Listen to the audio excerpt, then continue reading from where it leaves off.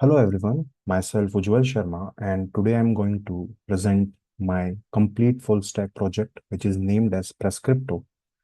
And I would like to thank my teammates Jatin and Namish who helped me in making this project. And also, I would like to express my gratitude to my mentor, Dr. Navneet Kaur.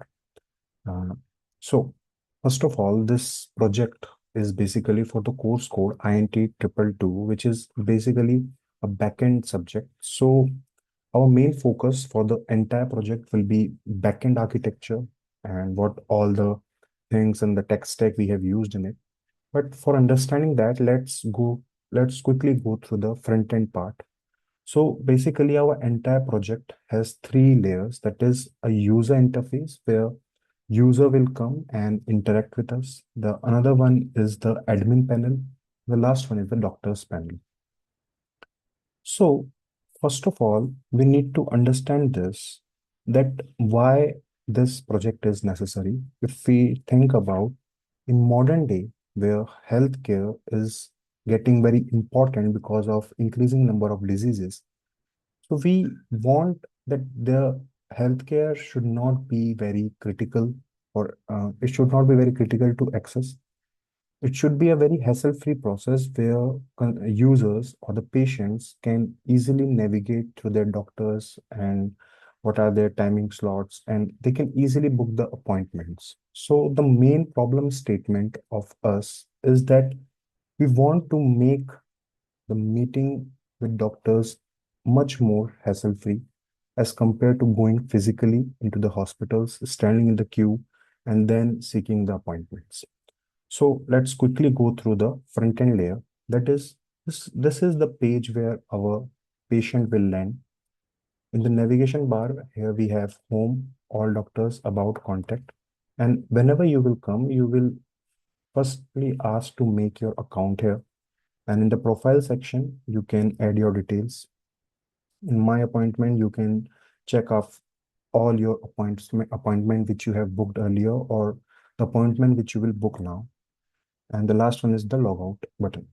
So in the home, basically, what we have is the entire navigation is on the basis of which type of specialty you want to cater to, like general physician, gynecologist, dermatologist. So if you basically go on to a general physician, you will come here and you will land onto a doctor. So suppose this is Dr. James, if you will click on it. So you can now book any slot of Dr. James of 21st or 22nd or 23rd. Here are the time slots, and then you can simply book an appointment. So once you book an appointment, like you need to select the time also, then you will be asked to book an appointment. So the book appointment has been successfully booked. If you want, you can also pay from online. You can pay online also, but so like we have used our Razorpay gateway, which will be talk about later. So this is our all doctors page where the all the doctors are basically visible here. Their availability status is also here, and you can just simply click on it and you can navigate through it. Like if you want for Dr. Jeffrey King, you can know that he is MBBS, his specialty, his experience, then his about section is a brief description, his appointment fees. So these all things you can basically grab from the description of the doctor. Then there's this about page where we have mentioned about our goal and mission and the contact page. So the another layer of our particular project is the admin page.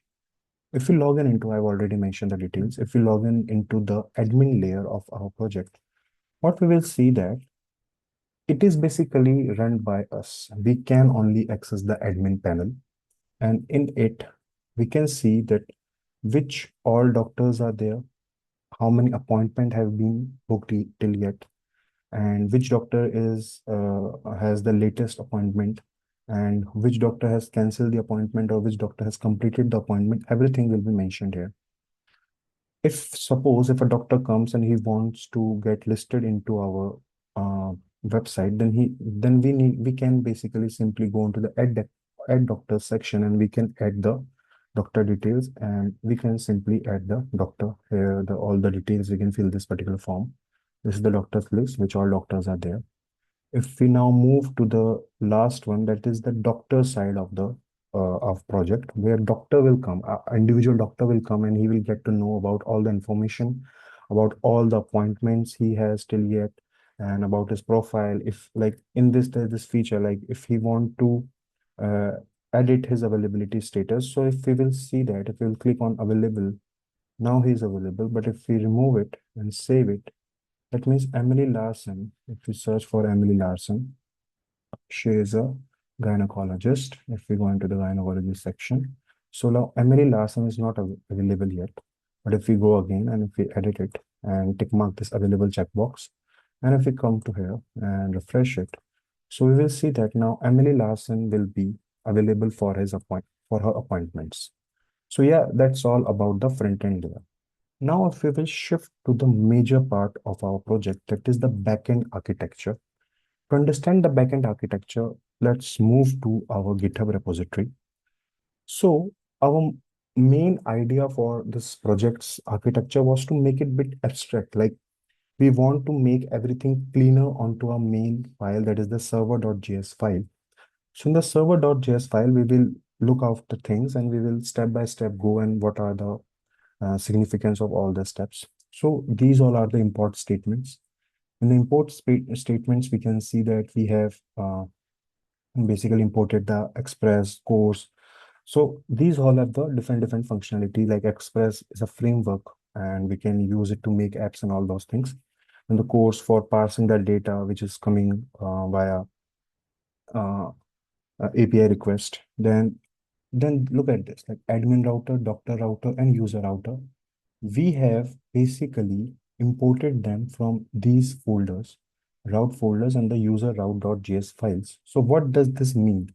We are basically importing, we have exported some sort of things there, some functionalities, some objects there, and we are now importing it here. Then we have basically made an instance of our Express app. Then we have connect this function. We will see it here where we have built it. We have called the connectdb function. Then we have basically make the admin API endpoints more cleaner. Like this is the general API route for the admin router.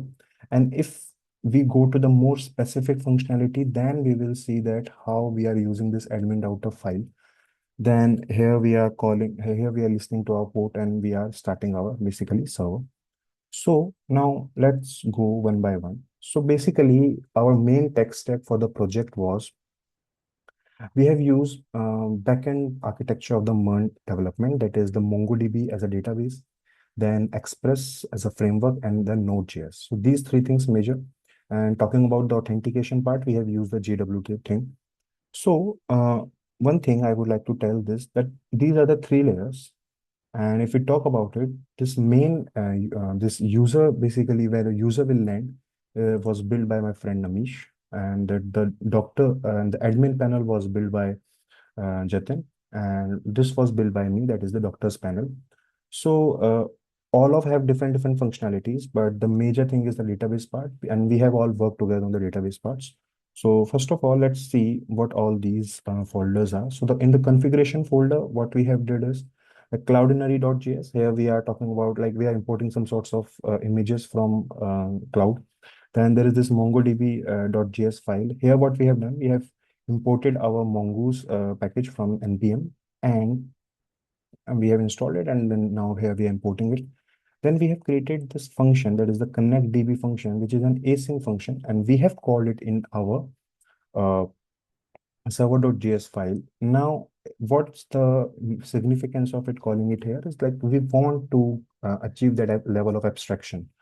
And then we have exported this particular function, and now we will call it in the server.js file.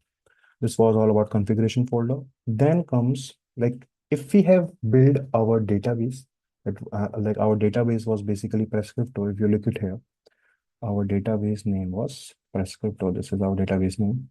If we go on to the models, this is where we have built the tables, or you can see the schema of our different doctors or then the users and the appointment. So here we have the schema. So if talking about my part, that was doctor's model. So doctor's model was basically a bit critical thing because here we need to add lots of things. Like here we had added some constraint also, that yes, we obviously need the name, then the degree, then the experience. And after creating the schema, that is the doctor schema, what we have, what we have done is we have created an instance of model, that is using this mongoose.model. Here doctor will be basically it will go into the backend and it will create a collection named doctors, and it will use doctor schema as its core schema, and this is how it will store data. And the data will be stored on the basis of all these constraints. We need to follow the constraints. If somehow we are not able to satisfy that particular constraint, then there will be an error. If we talk about, so this was all about models. Then if we talk about controllers, sorry, first we will talk about routes. So in here, if we go into Doctor routes, so what we have done is after making our API endpoints cleaner, here we will basically go into a more inner level, that after going to users particular or doctor's page, then what functionality we need. So like if we go to the login, like after doctors, if we are in doctor's particular endpoint, then login or the appointments, and according to that, this function will be called, which we have defined in our controller folder. And here we will see that in some functionalities, there is this auth doctor. This is the middleware part. This is the authentication part. And it is not required in each and every case. But yeah, in some situations, we have also used this extra functionality, that is the authorization, which we have done using with the help of JWT. So this was all about route. We have then exported the doctor's route. Then talking about the controller function. In controller function, this is, you can say, our main core thing. Like all the functionalities, like actual functionalities. Like if we look out at the change availability function. So this is basically an async function, and the entire functionality is written here then. Like this is doctor list function, this is a login doctor function. So the functions are defined here, that how we will achieve that particular functionality. So if an API call is being made for like a get method is being made for logging in for doctor, then it will come to this particular function, and this entire function will be you can say called. This was all about controller function. Then talking about middlewares, here we have used, like if you go to authentication doctors, so here we have used, we have imported JSON Web Token, that is JWT, and we have created authentication doctor middleware function, and then we have exported it, and we are calling it whenever we require this. This is like before going to the actual functionality, this middleware comes just before it, so that you can some important tasks you can do with the help of this middleware. That, and in this case we generally use the security part, we handle it in the middleware. And then we know about package.json and the node modules, which where we define like what actually packages and what all dependency we have used. Like if we see that here all are the dependency like bcrypt or cloudinary course.env. So yeah, this was it about the entire backend structure. Let's have a look at the server.js file, an abstract file where all the functionalities are defined in the different folders. Here it is just used for initialization or establishing or the calling the connectdb function, so that we can basically establish the connection. Then we are listening, app.listen function is being called. So all these things, which is the initialization part, calling the environment variables during .env. So all these things are done in the server.js file. It is the heart of our basically entire backend structure. So yeah, this was it, the entire thing. We have explained all the modules and how it's working. We have talked about the front-end layer, how everything is working, how every routing is being done. If a request comes, then it goes to which path. So if we take a simple example, suppose I want to basically change the availability status of any doctor.